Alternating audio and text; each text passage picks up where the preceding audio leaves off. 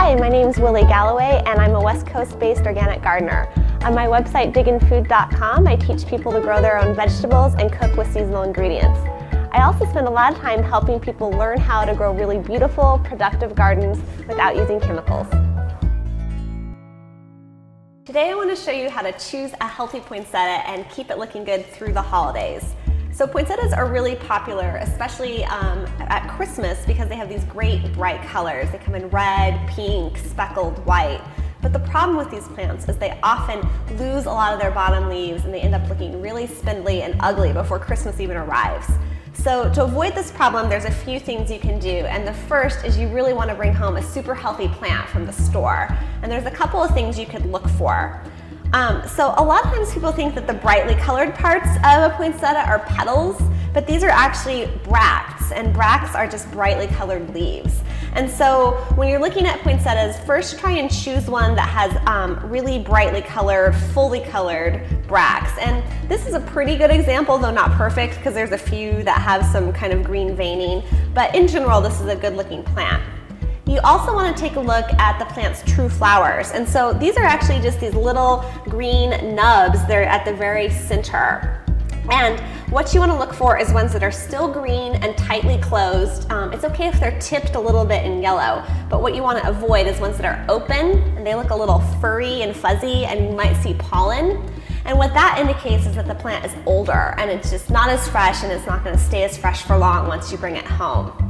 Once you take it home, you're going to want to take off the foil. And I should mention too, while you're still at the store, you should take a peek under the skirt here and look at the plant stems. And it's best if there's leaves that go all the way down to the soil. If the stems are already bare, that is not a good sign. It's an indication that there's probably root rot or that the plant's been overwatered, and so avoid plants that have pretty bare stems.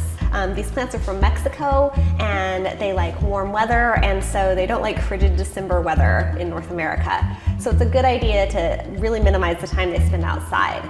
And then once you get them home, you want to take off the foil. So the foil is nice because it covers up the ugly plastic pot that the poinsettia is in, but what it does is it traps water and lets the plant sit in water. And poinsettias like to have fairly dry soil, and so you definitely don't want them sitting in water.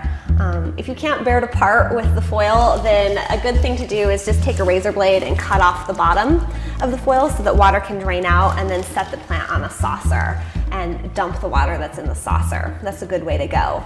If you do take the foil all the way off, you can put the plant in a basket or a nice looking pot to disguise the ugly plastic pot. Also, you want to keep in mind that these plants in their native environment have pretty dry soil. So instead of just watering on a schedule or keeping the soil consistently moist, what you want to do is actually take your finger, stick it down into the soil, and when it's dry down to your first knuckle, then you can water again. And that'll keep the plant pretty happy. And then the last thing you want to do is try and keep your house warm during the day, about 70 degrees, and then drop the temperature down to about 60 degrees at night. And this mimics the plant's natural habitat, and it also helps keep your heating bills down during the winter.